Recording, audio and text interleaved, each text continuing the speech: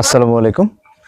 আজকে একটা ফল সম্পর্কে আপনাদেরকে দেখাতে চাচ্ছি। ফলটা হচ্ছে আতা ফল বা শরীফা ফল। এই যে আপনারা দেখেন, এই যে ফলটা, এটা হচ্ছে আতা ফল কিংবা শরীফা ফল নামে এটা পরিচিত।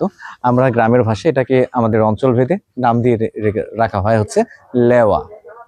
অর্থাৎ এই লেওয়া ফলে হচ্ছে এত পরিমাণে পুষ্টি উপাদান রয়েছে যে লেওয়া ফলে হচ্ছে আপনার আঁশ এবং ফাইবার সমৃদ্ধ একটি খাবার, যেটা আপনার শরীরের জন্য এবং এত উপকারী একটা ফল। এই ফলটা অথচ বাজারকরণের মাধ্যমে অতটা দেখা যায় না।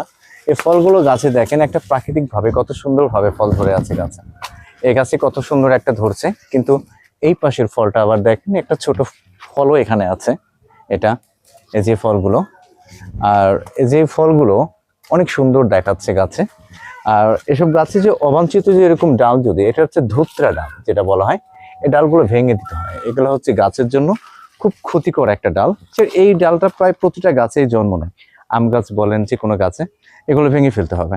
এগুলো গাছের শক্তি কেড়ে নেয়।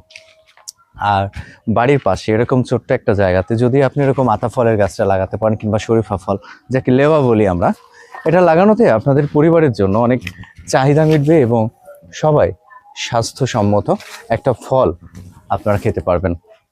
আসসালামু আলাইকুম।